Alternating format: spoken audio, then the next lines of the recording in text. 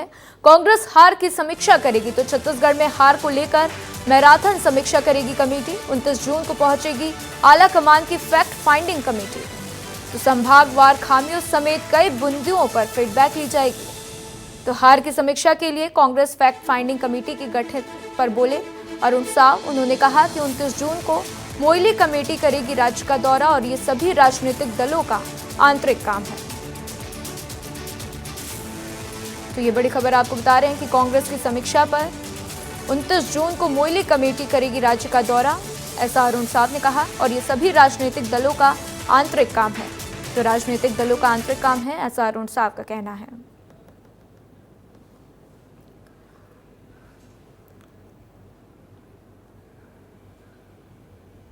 ये सभी राजनीतिक दलों का अपना आंतरिक काम है, व्यवस्था है और ये अधिकार है, पर समीक्षा से निकलेगा क्या?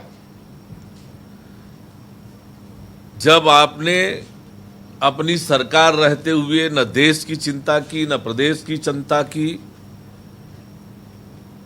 एक परिवार के लिए काम किया, अपने स्वार्थ के लिए काम किया और इसलिए समीक्षा से कुछ लाभ कांग्रेस पार्टी को नहीं होना है। कांग्रेस में न नेतृत्व है, न नीयत है, न उनके पास कोई कार्यक्रम है। तो आइए इस खबर पर ज्यादा जानकारी के लिए मेरे सहयोगी खोमन मेरे साथ जुड़ चुके हैं और खोमन का रुख करते हैं। खोमन, कांग्रेस समीक्षा बैठक करेगी, जो भी हार मिली, चाहे विधानसभा चुनाव थे फिर लोकसभा चुनाव, लेकिन बार बार बीजेपी हमलावर है। अरुण साहब का बयान भी सामने आया इसके ऊपर। खोमन,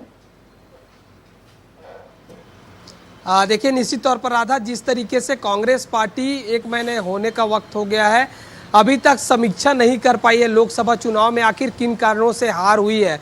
हालांकि हाईकमान ने एक कमेटी बनाई है। कमेटी के जो सदस्य है वो 29 तारीख को 29 जुलाई को जो है छत्तीसगढ़ दौरे पर आने वाले हैं। 29 जून को जब वो छत्तीसगढ़ दौरे पर आएंगे तो 5 संभाग का वो दौरा करने वाले हैं राधा। अलग अलग संभाग में जाएंगे, जो क्या कारण थे हार के उसको लेकर फीडबैक लेंगे। इसके अलावा जो वहाँ के वरिष्ठ नेता है उनसे भी चर्चा करेंगे। इसके बाद तमाम जो रिपोर्ट है, फीडबैक लिए उसको हाई कमान को भेजा जाएगा। हाई कमान को भेजने के बाद बहुत सारे ऐसे कारण हैं, बहुत सारे ऐसे नेतृत्व है, जिस तरीके से पीसीसी चीफ को हटाने की बात सामने आ रही है, जो संकेत मिल रहे हैं, क्योंकि लोकसभा का चुनाव दीपक बैज के नेतृत्व में छत्तीसगढ़ में लड़ा गया था और 10 सीटों पर कांग्रेस पार्टी को करारी हार हुई है। इसके अलावा जो अन्य प्रकोष्ठ है, चाहे एनएसवाई की बात करूं, चाहे महिला कांग्रेस की बात करूं, लोकसभा चुनाव के दौरान कोई भी सक्रियता नहीं दिखी थी राधा, लेकिन इस सब पर कार्रवाई हो सकती है, गाज गिर सकती है। तो कुल मिलाकर जब कमेटी छत्तीसगढ़ दौरे पर आएगी, रिपोर्ट बनाएगी, उसके बाद हाईकमान को सौंपा जाएगा और बहुत सारे ऐसे संगठन के नेता है जिस पर गाज गिरने वाली है राधा। बिल्कुल खोमन, तो जैसे ही मोइली कमेटी यहाँ पहुंचेगी और फिर देखा जाएगा कि क्या रिपोर्ट वो सौंपती है और क्या कुछ आगे कार्रवाई होती है। हमारे साथ जानकारी साझा करने के लिए खोमन आपका शुक्रिया। तो चलिए, इसी बीच रायपुर से एक और बड़ी खबर आपको बता दें। मुख्यमंत्री विष्णुदेव साय दिल्ली दौरे पर हैं। सीएम का कल देर शाम दिल्ली दौरा हुआ था तय और आज पीएम नरेंद्र मोदी, केंद्रीय मंत्री अमित शाह और भाजपा अध्यक्ष से दिल्ली में मुलाकात करेंगे। तो छत्तीसगढ़ के कैबिनेट विस्तार पर चर्चा हो सकती है। तो आज छत्तीसगढ़ सरकार के कैबिनेट विस्तार पर बड़ा फैसला भी लिया जा सकता है। तो ये बड़ी अपडेट आपको दे रहे हैं कि सीएम विष्णुदेव साय आज पीएम मोदी, केंद्रीय गृह मंत्री अमित शाह और फिर साथ ही भाजपा अध्यक्ष से दिल्ली में मुलाकात करेंगे और छत्तीसगढ़ के कैबिनेट विस्तार पर चर्चा हो सकती है, ऐसी खबरें सामने आ रही हैं।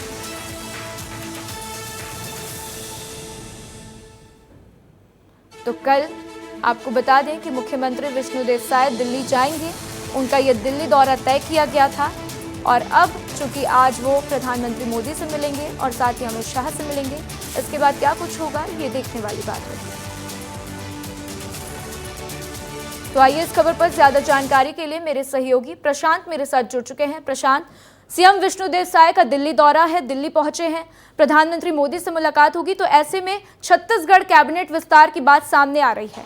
इसको लेकर क्या जानकारी है? क्या इसके ऊपर कोई मंथन होगा, कोई बातचीत होगी? देखिए राधा, हम आपको बता दें कि कल देर रात्रि छत्तीसगढ़ के मुख्यमंत्री विष्णुदेव साय दिल्ली के लिए रवाना हो गए। हम आपको बता दें कि आज वो प्रधानमंत्री नरेंद्र मोदी, गृह मंत्री अमित शाह और भाजपा के राष्ट्रीय अध्यक्ष जेपी नड्डा से मुलाकात करेंगे। राधा, जिस प्रकार से बृजमोहन अग्रवाल के शिक्षा मंत्री के रूप में इस्तीफा देने के बाद शिक्षा मंत्री का छत्तीसगढ़ में जो स्थान खाली हुआ है, रायपुर से बृजमोहन अग्रवाल सांसद चुन लिए गए हैं। सबसे बड़ा फैसला बृजमोहन अग्रवाल की जगह कौन मंत्री पद की शपथ लेगा और यहाँ पे होने वाले जो उपचुनाव, जो रायपुर दक्षिण जो सीट है वहाँ पे होने वाले उपचुनाव को लेकर के महत्वपूर्ण फैसले लिए जाएंगे। राधा। बिल्कुल प्रशांत, तो कुछ महत्वपूर्ण फैसले लिए जा सकते हैं, जैसे कि कैबिनेट विस्तार की बात कर रहे हैं बृजमोहन अग्रवाल चूंकि सांसद बने हैं। इसके बाद से देखना होगा कि किसके नाम पर मुहर लगती है और आज क्या कुछ बातचीत होती है। हमारे साथ जानकारी साझा करने के लिए प्रशांत आपका शुक्रिया। तो चलिए अब बढ़ते हैं आगे। इसी बीच रायपुर से एक और बड़ी खबर, भाजपा आज मनाएगी आपातकाल का काला दिवस। तो 1975 में आज ही के दिन पूरे देश में लगाया गया था आपातकाल। प्रदेश भर में भाजपा द्वारा किया जा रहा है विशेष कार्यक्रम का आयोजन। तो राजधानी में आयोजित कार्यक्रम में सीएम साय भी शामिल होंगे। तो कार्यक्रम में मीसाबंदियों का सम्मान किया जाएगा। पूर्व राज्यसभा सांसद गोपाल व्यास, सांसद बृजमोहन अग्रवाल समेत कई नेता इस कार्यक्रम में मौजूद रहने वाले हैं।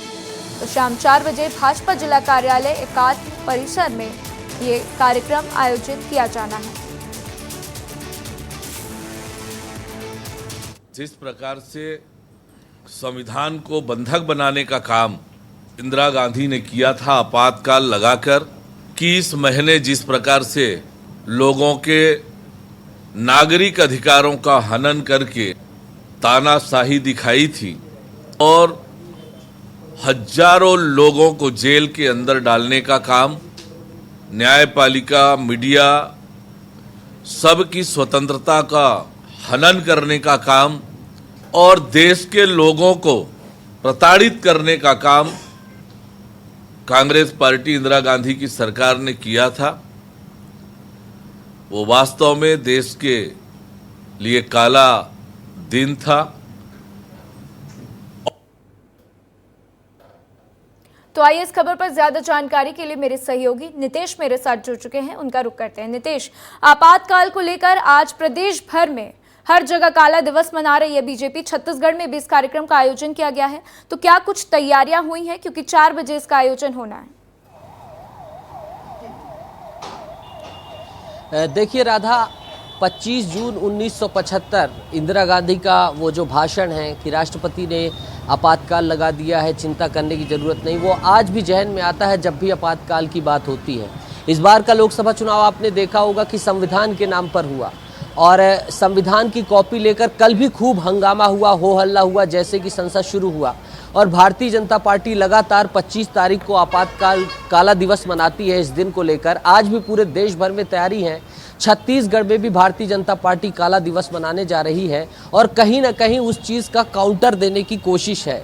आपने देखा होगा कि एक स्फूर्ति सी आ गई है विपक्ष में, चाहे वो कांग्रेस की आप बात कर लीजिए, जब से उन्हें बेनिफिट मिला है संविधान के मुद्दे का, अब भारतीय जनता पार्टी के सामने काउंटर, उसके सामने ये करना बेहद जरूरी है। और आज काला दिवस के रूप में कुछ यही पूरे देश भर में भारतीय जनता पार्टी कोशिश कर रही है। छत्तीसगढ़ में भी अलग अलग जगहों पर अलग अलग नेताओं को जिम्मेदारी सौंपी गई है, चाहे वो रायपुर की आप बात कर लीजिए, बिलासपुर की बात कर लीजिए, बस्तर की बात कर लीजिए, सरगुजा की बात कर लीजिए, सभी जगह अलग अलग नेताओं को जिम्मेदारी दी गई है।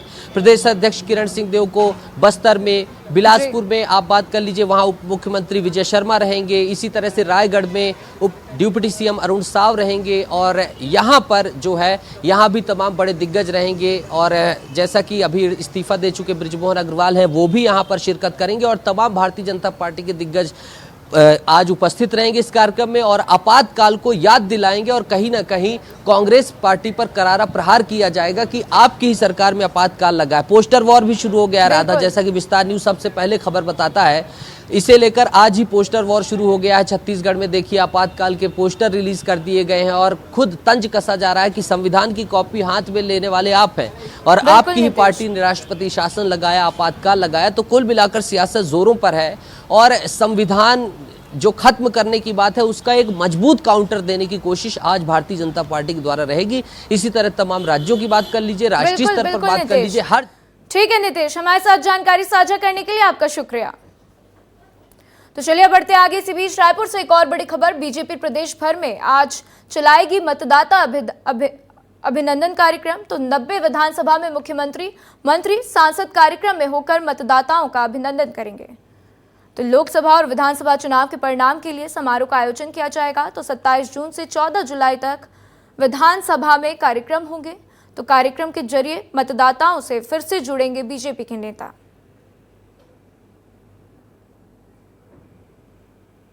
तो बीजेपी, आपको बता दें कि बीजेपी प्रदेश भर में मतदाता अभिनंदन कार्यक्रम चलाएगी और 90 विधानसभा में मुख्यमंत्री, मंत्री, सांसद कार्यक्रम से होकर मतदाताओं का अभिनंदन करेंगे।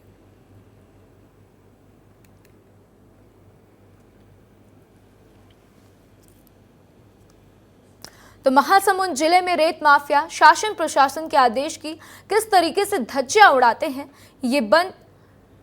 ये बगनई नदी में खुलेआम हो रही रेत की चोरी को देखकर समझा जा सकता है।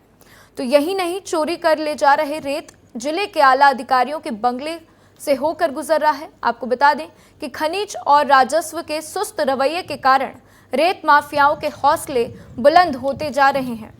तो प्रशासन का कोई आदेश उनके लिए मायने नहीं रखता और यही कारण है कि प्रशासन के सख्त आदेश के बाद भी अवैध रेत उत्खनन धड़ल्ले से जारी है।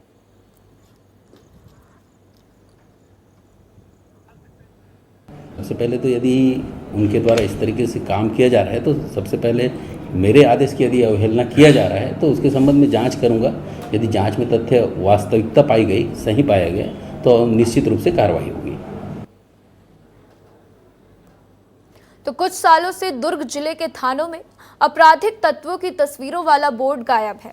कभी राजनेताओं के दबाव से तो कभी किसी आरोपी के राजनेता बन जाने की वजह से। इस पर दुर्ग एएसपी जितेंद्र शुक्ला ने ऐसे सभी दोहरे चरित्र वालों को बेनकाब कर उनकी आपराधिक छवि सबके सामने उजागर करने की ठान रखी है। तो जिसके तहत दुर्ग जिले के सभी थानों और चौकियों में नोटिस बोर्ड पर निगरानी शुदा बदमाशों, हिस्ट्री शीटरों और जघन्य वारदातों को अंजाम देने वालों की ताजा तस्वीरें लगाए जाने का फैसला लिया गया है, ताकि थाना पहुंचने वाले उन्हें सही से पहचान सके और ऐसे लोगों के प्रति सजग रहें। सभी थानों में परंपरा रही है कि गुंडा बदमाश, निगरानी बदमाश, फरार आरोपियों के बारे में बोर्ड लगाया जाता था। उनकी फोटो चस्पा की जाती थी। जो फेमस केसेस हैं जिनमें फरार हैं, जिनमें आरोपी की गिरफ्तारी नहीं हो रही है, उनकी फोटो अगर मिल जाती है तो बड़ी बड़ी साइज में फोटो लगाया सुनिश्चित किया जाए, ताकि पब्लिक को भी पता चल सके कि जो लोग अपराध कर रहे हैं या जो अपराध कर रहे हैं उनके बारे में सभी को जानकारी रहे। वो ये जानते हुए कि इस थाने का गुंडा बदमाश है, उसकी जानकारियां, सभी जानकारियां पुलिस को शेयर करें और पुलिस उनके खिलाफ वैधानिक कार्रवाई करती रहेगी। तो बलरामपुर जिले के रामानुजगंज में सड़क हादसों को लेकर यातायात पुलिस अलर्ट मोड में आ गई है। यहां विशेष चेकिंग अभियान चलाया जा रहा है। साथ ही यातायात नियमों का उल्लंघन करने वालों पर पुलिस जुर्माना भी ठोक रही है। तो आपको बता दें कि जिसमें यातायात नियमों का उल्लंघन करने वाले वाहनों पर जुर्माना कार्रवाई की गई है। तो साथ ही रामानुजगंज में लरंगसाय चौक पर सोमवार को यातायात पुलिस की ओर से विशेष अभियान भी चलाया गया। तो इस दौरान मालवाहक वाहनों पर पिकअप में सवारी भरकर ले जाने वाले, बाइक पर 2 से अधिक सवारी के बैठने और बिना नंबर प्लेट, साथ ही कागजात के सड़क पर फर्राटे भरने वाले वाहन चालकों पर चालानी कार्रवाई भी की गई है। पूर्व सीएम भूपेश बघेल ने प्रेस वार्ता करके निट पेपर का हवाला देते हुए कहा है कि ऐसा ही एक मामला छत्तीसगढ़ में भी हुआ है। छत्तीसगढ़ शिक्षक भर्ती परीक्षा में भी अभ्यर्थियों को पेपर और ओएमआर सीट बहुत लेट दिया गया था। तो परीक्षा में 420 परीक्षार्थी थे, तो जिसमें ओएमआर सीट की संख्या मात्र 160 थी। तो भूपेश बघेल का ये बड़ा बयान सामने आया है। उन्होंने कहा कि जिस तरीके से निट में गड़बड़ी का मामला सामने आया, वैसे ही छत्तीसगढ़ में भी एक पेपर में गड़बड़ी का मामला सामने आया था, जिसमें आपको बता दें कि उन्होंने कहा है कि कुल 420 परीक्षार्थी परीक्षा में शामिल थे, लेकिन ओएमआर सीट केवल 160 थी। शहर में जो घटना घटी थी और जिसमें परीक्षा केंद्र में जो क्वेश्चन पेपर है वो लेट पहुंचा और इस कारण से वहाँ के बच्चों को इतिहास में पहली बार ऐसा हुआ कि उसको बोनस अंक दिया गया। ये उसी प्रकार की घटना अभी हमारी छत्तीसगढ़ में छत्तीसगढ़ शिक्षक पात्रता परीक्षा 2024 ये आवेदन वहाँ के जो परीक्षार्थी मेरे पीछे खड़े हैं वो लोग उपस्थित हैं, उनका ये आवेदन है। जो OMR सीट है वो 1.5 घंटे विलम्ब से दिया गया और साथ ही ये भी बताया गया है कि 420 परीक्षार्थी थे, उसमें 420 प्रश्न पत्र और मात्र 160 OMR सीट प्राप्त होने की जानकारी है। कवर्धा जिले में किसानों को खाद और बीज के लिए भटकना पड़ता है, जहां किसानों को अच्छी खासी परेशानियां उठानी पड़ती हैं, जिसके बावजूद किसानों की खाद एवं बीज की समस्या दूर नहीं हो पा रही है। और बता दें कि जिला कलेक्टर जन्मेजय महोबे के निर्देश के बावजूद किसान खाद एवं बीज के लिए भटकने को मजबूर हैं। साथ ही युवा कांग्रेस प्रदेश उपाध्यक्ष तुकाराम चंद्रवंशी ने कलेक्टर से शिकायत कर जल्द ही किसानों को पर्याप्त मात्रा में खाद उपलब्ध कराने की मांग भी की है। सर, हमको खाद तो सस्ते दाम में नहीं मिल रहा है, दाम महंगे लग रहा है और किसान आदमी हम खातू डालेंगे नहीं तो फसल कहाँ से होगा। हमारा समस्या ये है, हमको DAP नहीं मिल रहा है, यूरिया नहीं मिल रहा है और राकड़ भी नहीं मिल रहा है कभी कभी, और सोसाइटी में तो मिलता ही नहीं है, दुकान से खरीदते हैं हम लोग। 1.5-2 महीना हो गए, खाद अभी नहीं मिल पा रहा है और खाद मिल पा रहा है वो रद्दी माल मिल रहा है और दुकान वाले लोग स्टॉक रख के रखा है वो लोग और महंगे दामों में बेच रहे हैं और किसान लोग को मिल नहीं पा रहा है सही रेट में। रुपया के लिए DAP, राकड़, यूरिया ये सब समस्या है सर, और उसको किसान लोग रखते हैं बरसात में लाने ले जाने के लिए। अभी जा रहे हैं दुकान में। राम जिले में सोसाइटियों में खाद की कमी को लेकर किसान जो है लगातार जूझ रहे हैं। आज जिला प्रशासन माननीय जॉइंट कलेक्टर साहब के सामने हमने माननीय कलेक्टर महोदय के नाम ज्ञापन सौंपा है कि जिले में खाद की आपूर्ति जो है जल्द करवाया जाए। भारतीय जनता पार्टी की सरकार में लगातार किसानों को परेशानियां हो रही है, चाहे वो बिजली को लेकर हो, चाहे वो खाद को लेकर हो, चाहे पानी को लेकर हो। सरकार किसानों को उचित व्यवस्था खाद की नहीं कर पा रही है, जिससे कालाबाजारी बढ़ रहा है। मजबूरन किसानों को बाजार से अत्यधिक भाव में जो है खाद खरीदना पड़ रहा है। अधिकारी भी सोए हुए हैं।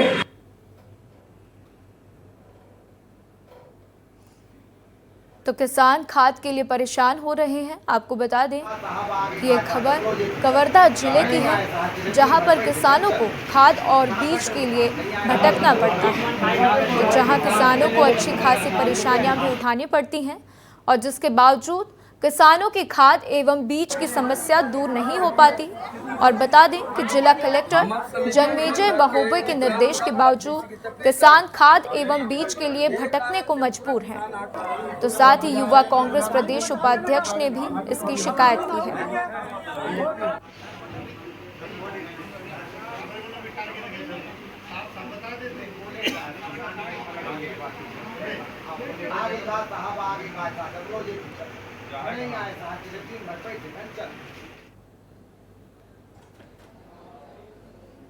तो बलरामपुर जिले में आज ग्राम पंचायत पटेल संघ ने कलेक्टर को सौंपा ज्ञापन अपनी 2 सूत्र मांगों को लेकर।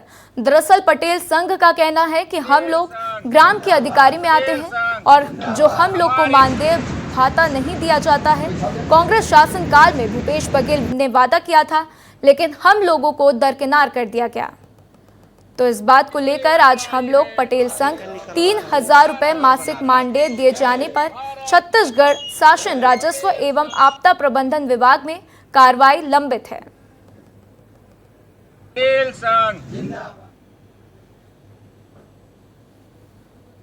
एक बिंदु है जो हमारा अधिकार भू राजस्व संहिता 1959 में अध्याय 17 से 222 से 230 तक जो हमारा पटेल लोगों को जो अधिकार है उसके बारे में हम कलेक्टर महोदय को ज्ञापन सौंपे हैं। उस पर वो कार्रवाई करें और हम लोगों को अधिकार दें।